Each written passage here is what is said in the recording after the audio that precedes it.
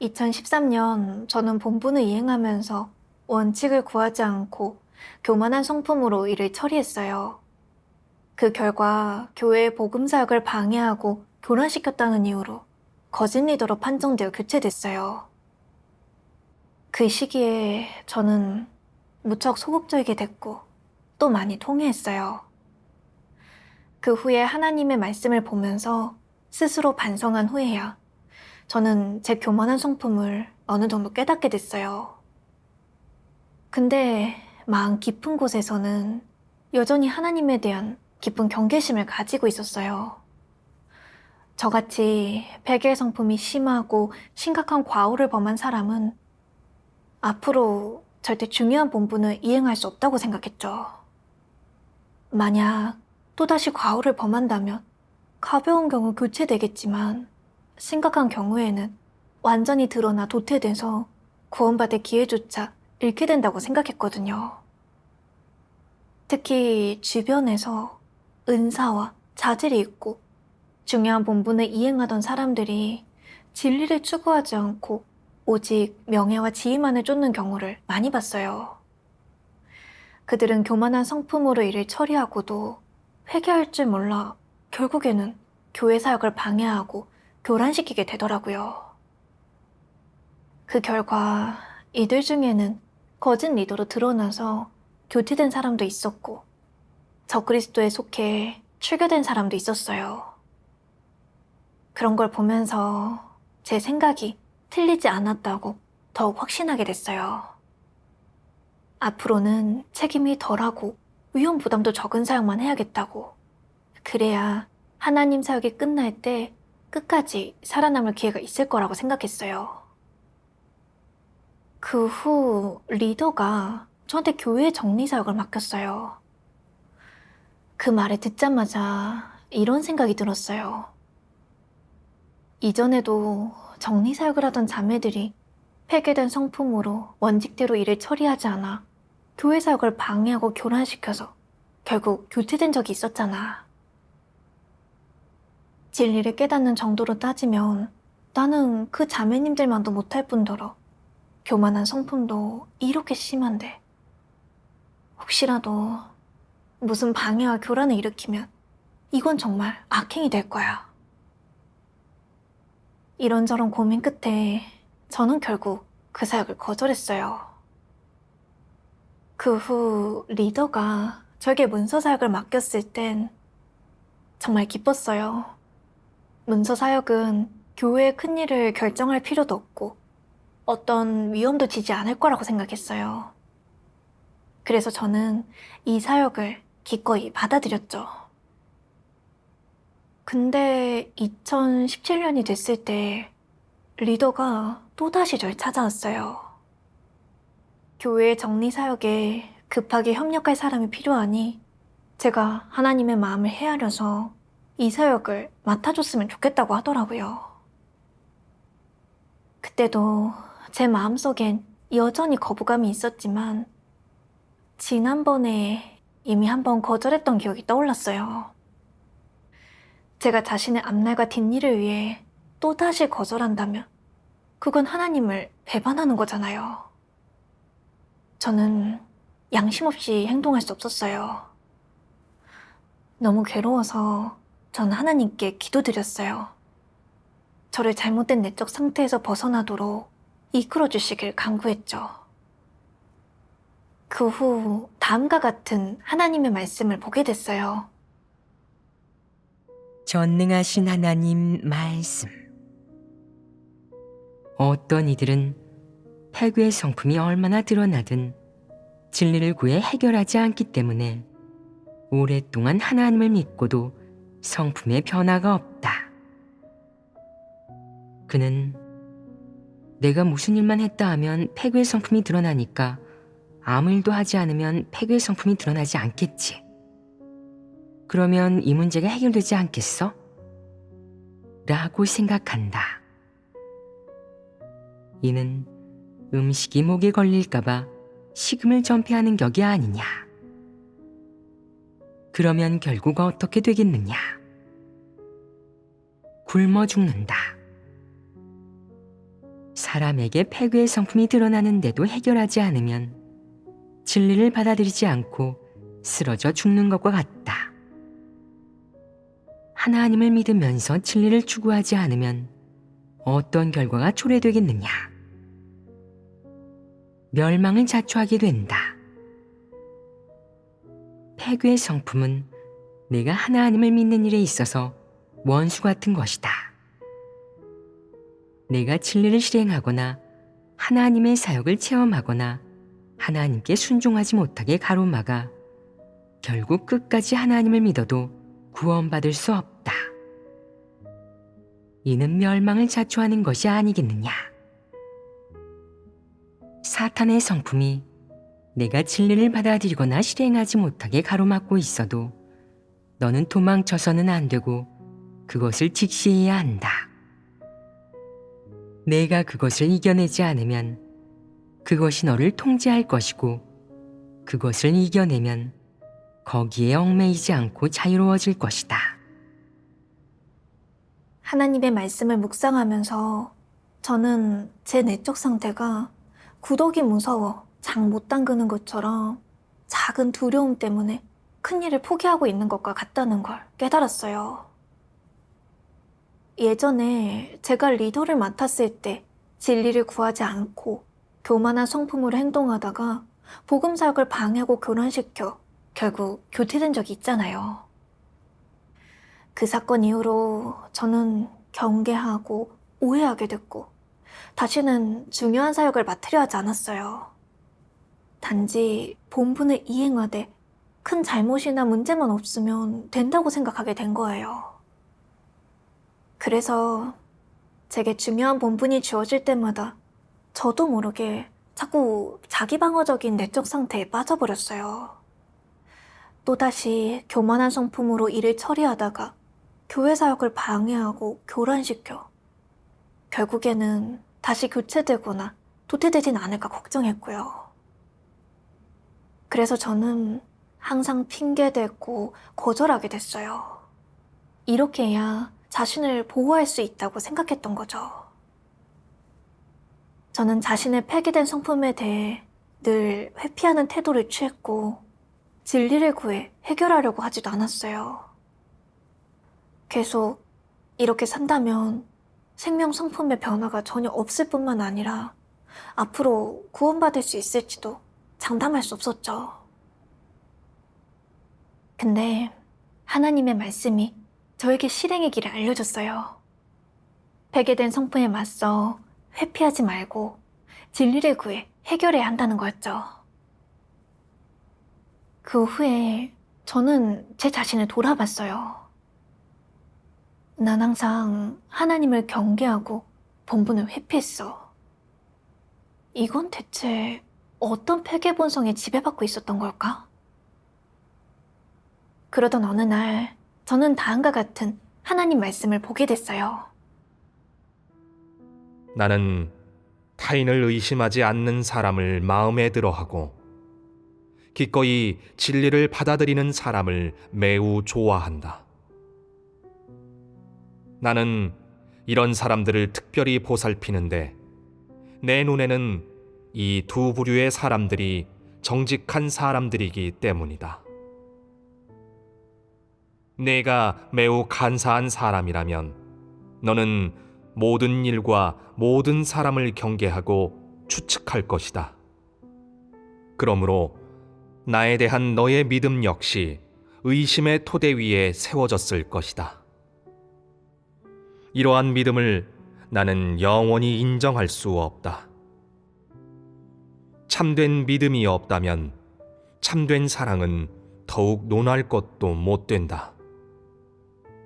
내가 하나님에 대해서도 의심하고 제멋대로 추측하기까지 한다면 너는 틀림없이 누구보다 간사한 사람일 것이다. 너는 하나님도 사람처럼 죄사함을 못 받지는 않을까? 사람처럼 속이 좁지는 않을까? 사람처럼 불공평하고 불합리하지 않을까? 사람처럼 정의감이 없지 않을까? 사람처럼 수단이 악랄하고 음험하고 간교하지 않을까? 사람처럼 사악함과 흑암을 좋아하지는 않을까라고 의심을 한다. 사람이 그런 생각을 하는 것은 하나님을 전혀 모르기 때문이 아니냐? 그러한 믿음은 그야말로 죄업을 쌓는 것이다. 하나님 말씀을 묵상하면서 저는 제 본성이 간사하고 사악하다는 걸 알게 됐어요. 저는 항상 의롭지 못한 사람의 마음으로 나쁜 사람을 경계하듯 하나님을 추측하고 경계했어요. 저에게 중요한 본분을 이행하라고 하는 게 저를 드러내고 도태시키려 한다고 여겼던 거예요.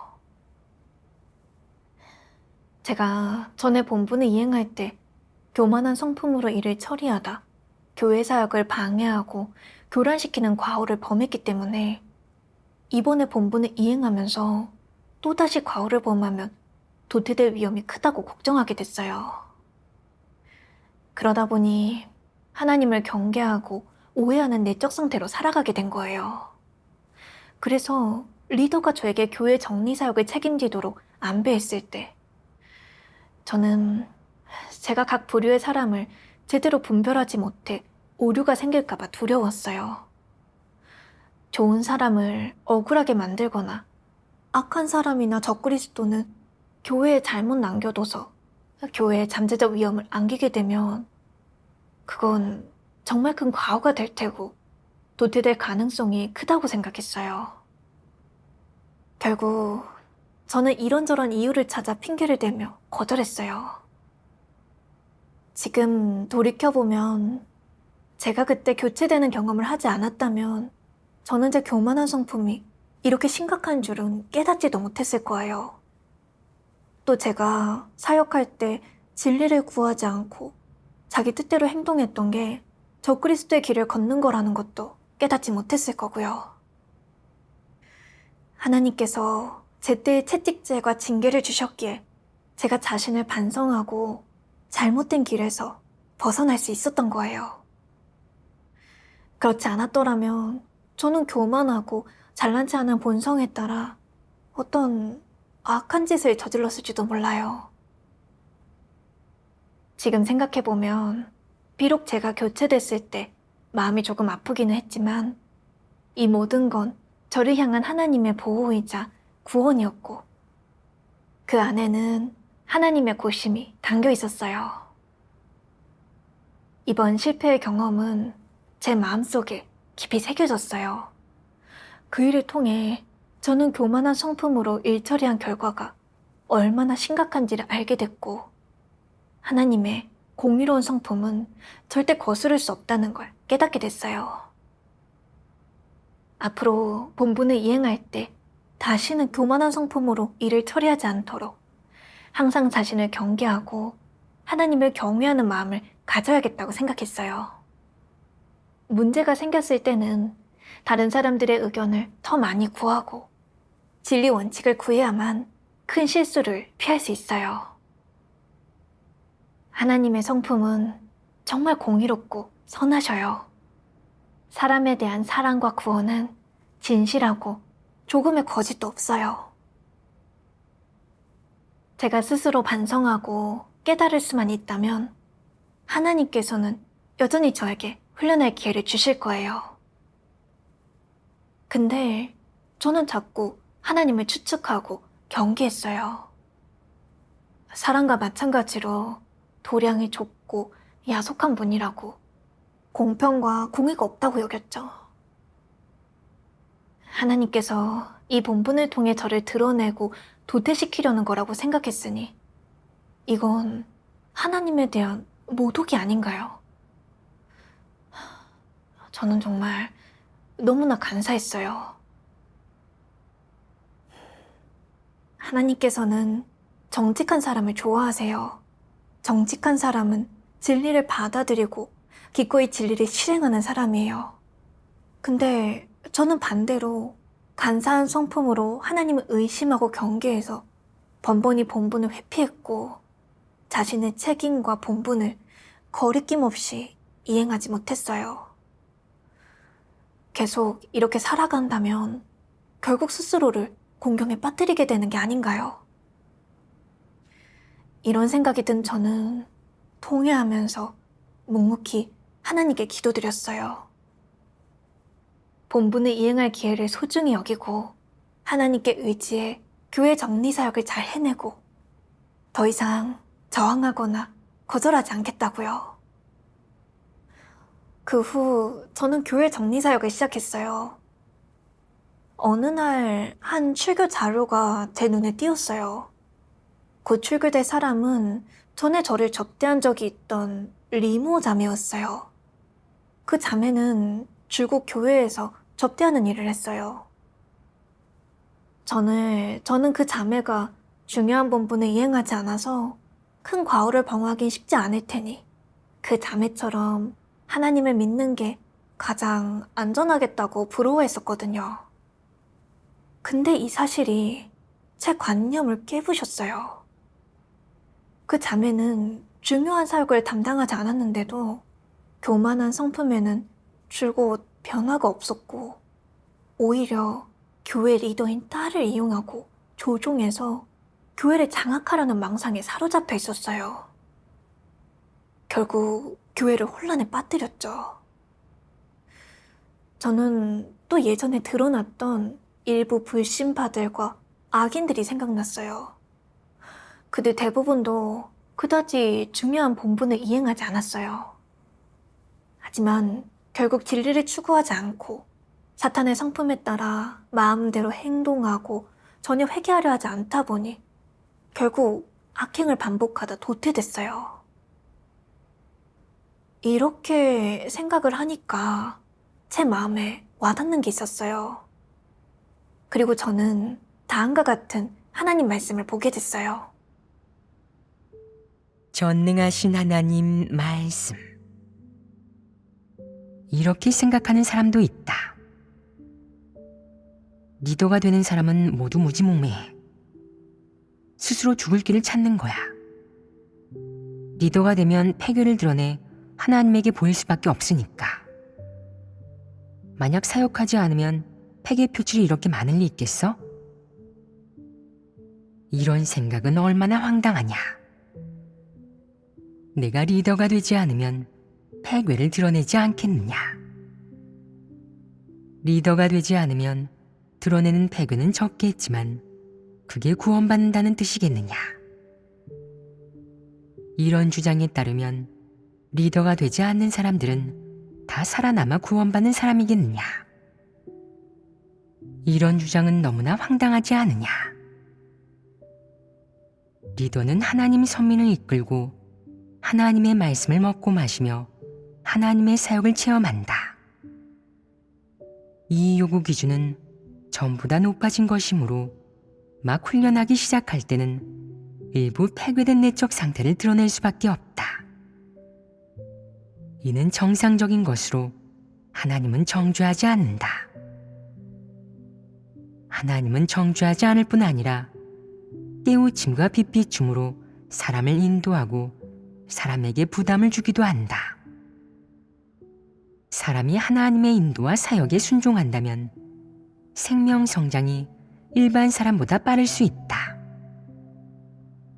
만약 진리를 추구하는 사람이라면 하나님에게 온전케 되는 길에 들어설 수 있다. 이는 하나님의 축복을 가장 많이 받는 일이다. 어떤 사람들은 이를 보지 못하고 사실을 왜곡하기까지 한다. 사람의 이해에 따르면 리더가 얼마나 큰 변화가 있든 하나님이 보지 않는다는 것이다. 하나님은 리더 일꾼이 패괴를 얼마나 많이 드러냈는지만 보고 패괴 표출에 따라 정죄한다는 것이다.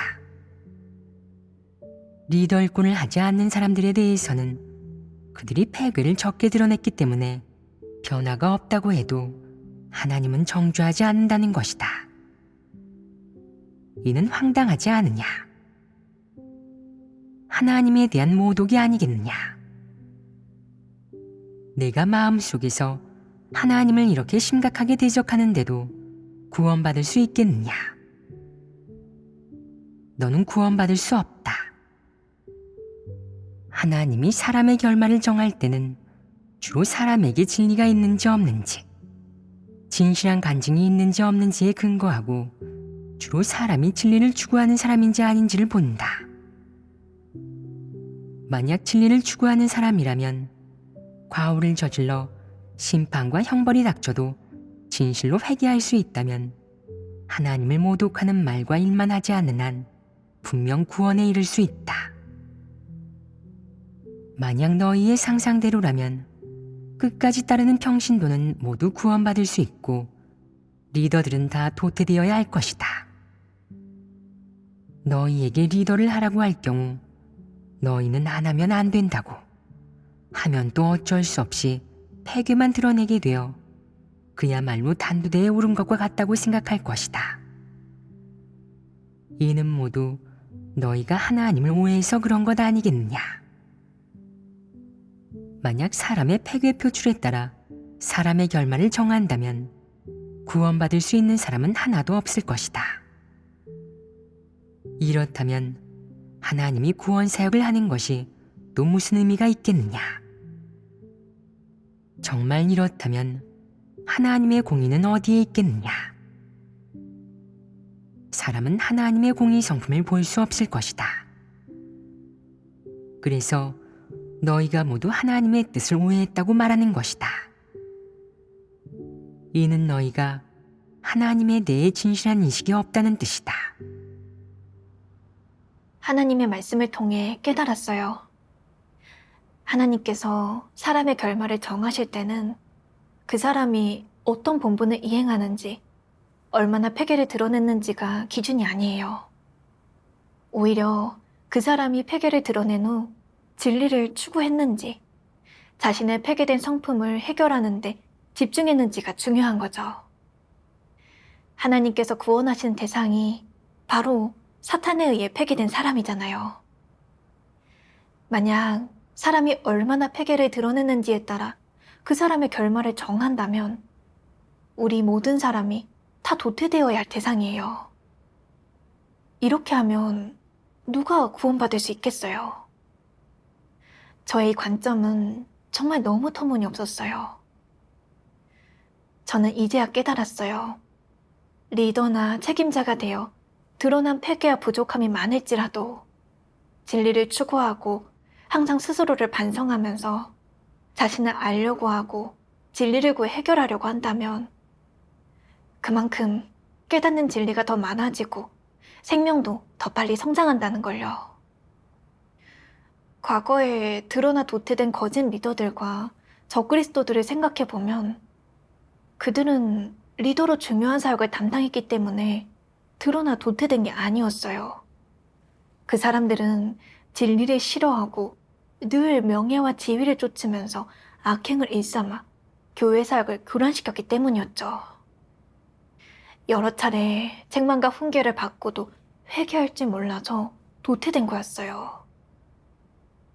제가 예전에 리더를 했다가 교체된 것도 진리를 추구하지 않고 올바른 길을 가지 않았기 때문이지 중요한 본분을 이행하는 것과는 전혀 관계가 없었어요. 근데 저는 사리에 밟지 못해 넘어지고 실패한 근본 원인을 자신한테서 찾아 반성하고 교훈을 얻어 스스로 경계하기보다는 오히려 그릇되고 터무니없는 관점으로 하나님을 가늠하고 추측했어요. 이건 정말 하나님에 대한 모독이 아닌가요? 생각해보면 베드로는 하나님의 심판과 형벌을 기쁨으로 여겼잖아요. 하나님의 심판과 형벌이 자신을 떠났다면 베드로는 두렵고 불안해서 살아갈 수 없었을 거예요. 그만큼 베드로는 진리를 사랑하고 긍정적인 걸 갈망하는 마음이 있었던 거예요.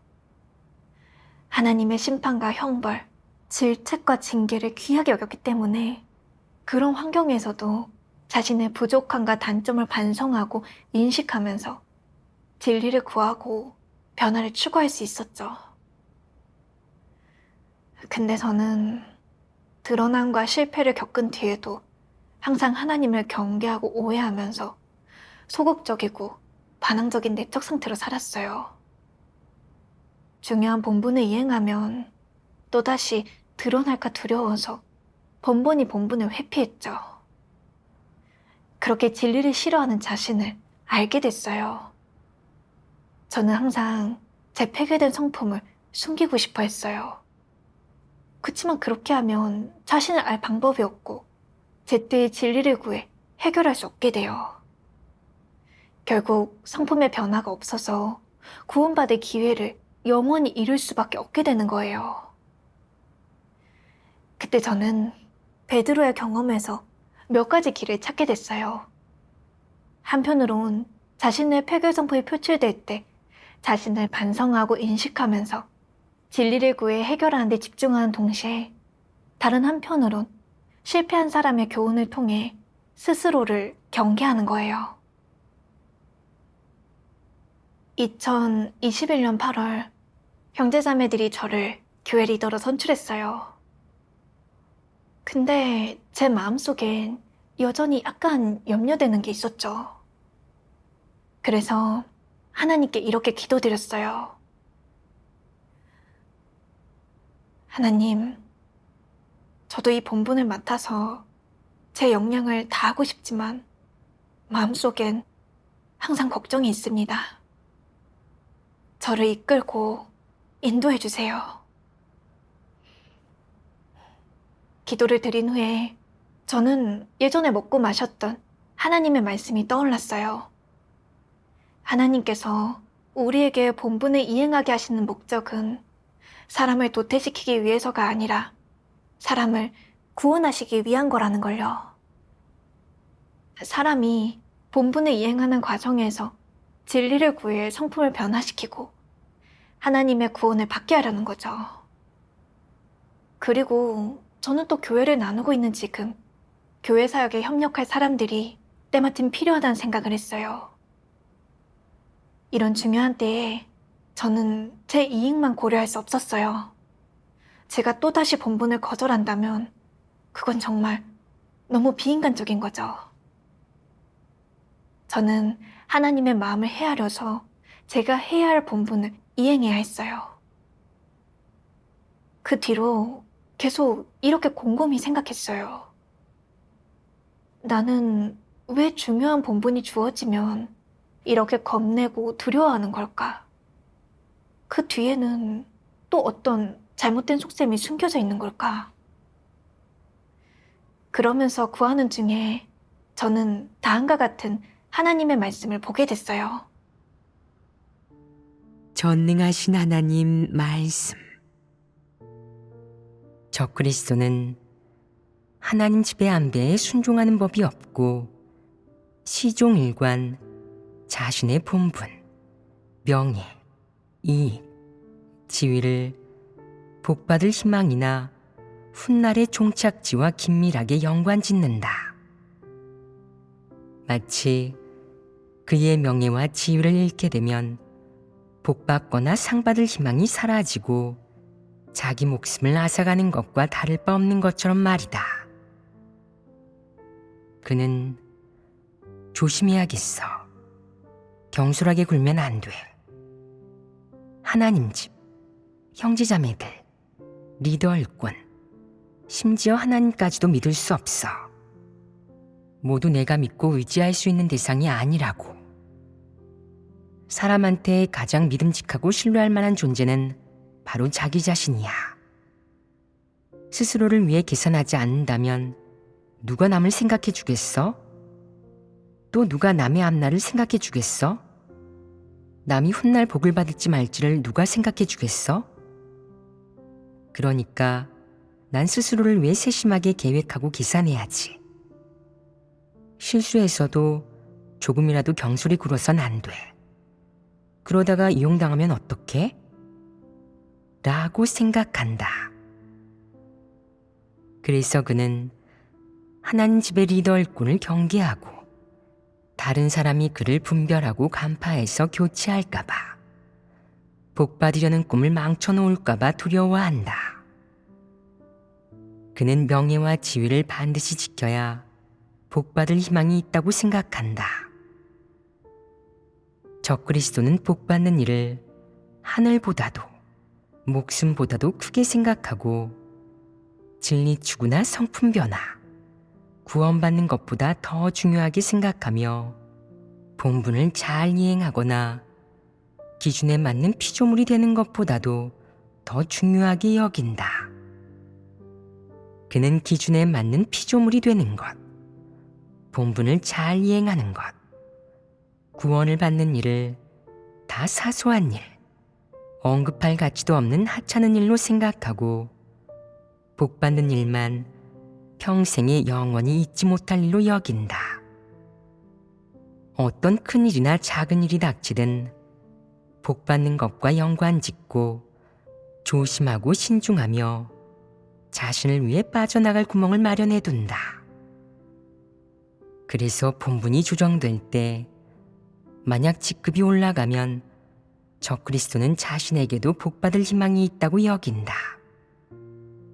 만약 직급이 내려가면 팀장에서 부팀장이 되거나 부팀장에서 보통 멤버가 되면 그는 상황이 심상치 않고 복받을 희망이 묘연하다고 예감한다. 이런 관점은 어떠하냐? 올바른 관점이냐? 절대 아니다. 이런 관점은 너무나 황당하다. 하나님의 말씀은 적그리스도가 하나님을 믿는 이유는 복을 받기 위함이라는 걸 밝히셨어요. 적그리스도가 본분을 이행할 때는 자신의 이익을 최우선에 두고 복을 받는 걸 무엇보다 중요하게 여겨요. 돌이켜보면 제 모습이 적그리스도와 다를 게 없더라고요.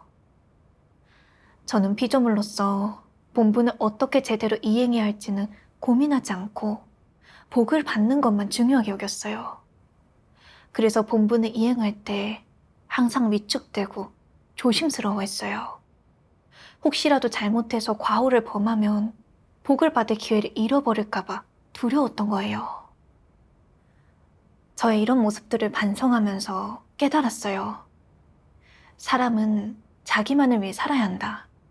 공은 바라지도 않으니 실수만 피하자와 같은 사탄 철학들이 제 마음속에 너무 깊이 뿌리내려져 있었던 거예요. 이게 이미 저의 생존의 법칙이 돼버린 거죠. 저는 사람은 자신을 위해 살아야 한다고 생각했어요. 하나님을 믿어 복을 받는 것도 아주 정당한 일이라고 여겼고요. 그래서 교회에서 저를 본분 이행에 필요로 할 때 저는 무슨 본분이 제가 복을 받는 데 유리할지를 몇 번이고 따져봤어요.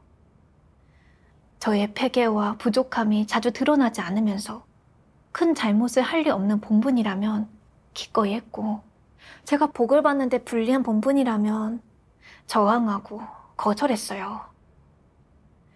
저는 본분 이행을 모두 복을 받는 것과 연결짓고 본분에 대해 자신의 선택만 중시하면서 교회 사역은 전혀 고려하지 않았어요.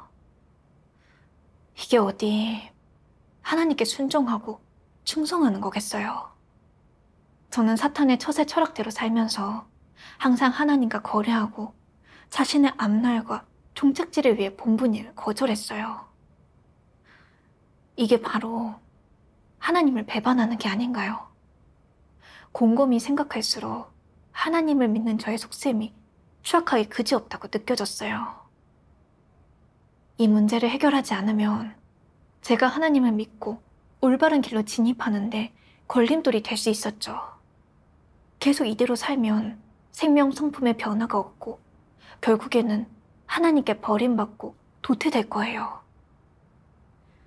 바울이 평생 동안 하나님을 위해 헌신했던 게 면류관과 상을 받기 위해서였다는 걸 떠올렸어요.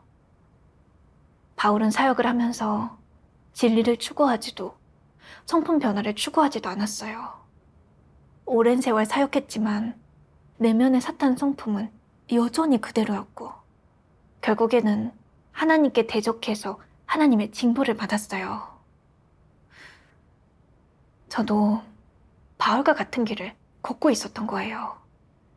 만약 회개하지 않으면 결국에는 진리를 추구하지 않아서 하나님께 혐오받고 도태될 거예요. 그래서 저는 하나님 앞에 무릎 꿇고 이렇게 기도드렸어요.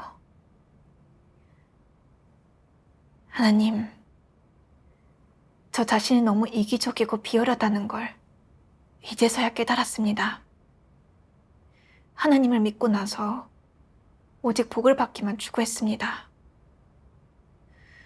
저는 더 이상 잘못된 길로 가고 싶지 않습니다. 오직 본분을 잘 이행하고 진리를 추구하는 길을 걷길 원합니다. 그 후 저는 하나님 말씀 한 단락을 보면서 본분 이행의 의의와 가치에 대해 더욱 깨닫게 됐어요. 전능하신 하나님 말씀. 사람이 어떤 본분을 이행하든 그것은 가장 정당한 일이다. 이는 인류 가운데 가장 아름답고 정의로운 일이다. 피조물이라면 마땅히 자신의 본분을 이행해야 창조주의 인정을 받을 수 있다. 피조물은 창조주의 권세하에 살면서 하나님의 모든 공급과 하나님에게서 온 모든 것을 받아들이므로 마땅히 자신의 책임과 의무를 다해야 한다. 이것은 당연한 것이고 하나님이 예정해 놓은 것이다. 이러한 점에서 봤을 때 사람이 피조물의 본분을 이행할 수 있는 것은 이 세상에 살면서 행하는 그 어떤 것보다 더 정의롭고 아름다우며 고상한 일이다. 인류 가운데 어떤 일도 피조물의 본분을 이행하는 것보다 더 의미 있고 가치 있는 일은 없으며 지음받은 사람이 더 의미 있고 가치 있게 살 수 있도록 하는 일은 없다. 땅에서 유일하게 진심으로 피조물의 본분을 이행하는 이 사람들이야말로 창조주께 순종하는 사람들이다. 이들은 세상의 조류를 좇지 않고 하나님의 인솔과 인도에 순종하며 오로지 창조주의 말씀을 듣고 창조주가 선포한 진리를 받아들이고 창조주의 말씀대로 살아갈 뿐이다. 이는 가장 진실되고 힘있는 증거요 하나님을 믿음에 있어 가장 훌륭한 증거다. 한 피조물이 피조물의 본분을 이행하고 창조주를 만족게 할 수 있는 것은 인류 가운데서 가장 아름다운 일이며 인류 가운데서 아름다운 이야기로 전해져야 할 일이다. 창조주가 피조물에게 어떤 일을 맡기든 피조물은 마땅히 아무 조건 없이 받아들여야 한다. 이는 인류에게 행복한 일이자 영광스러운 일이다. 피조물의 본분을 이행하는 모든 사람에게 있어 이는 무엇보다 아름답고 기념할 만한 일로 긍정적인 사물이다. 피조물로서 창조주 앞에 왔으면 마땅히 자신의 본분을 이행해야 한다. 이는 지극히 올바른 일이며 사람이 이행해야 할 책임이다. 창조주는 피조물이 본분을 이행하는 이런 전제하에 인류 가운데서 더 큰 사역을 하고 사람에게 한층 더 깊은 사역을 했다. 그것은 어떤 사역이겠느냐? 바로 인류에게 진리를 공급하여 인류가 본분을 이행하는 과정에서 하나님으로부터 진리를 얻게 하는 것이다.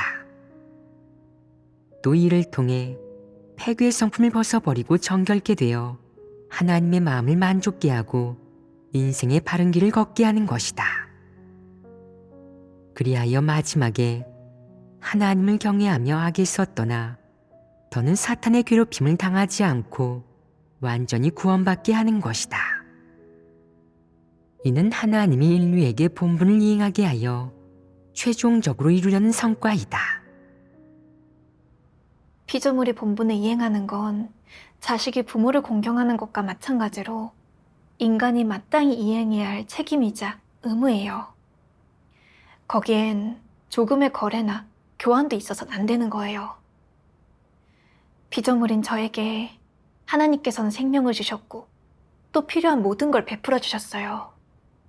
또 은총을 베풀어 주셔서 제가 하나님 앞에 나아가 하나님 말씀의 공급을 받고 본분을 이행할 기회를 갖게 해주셨어요.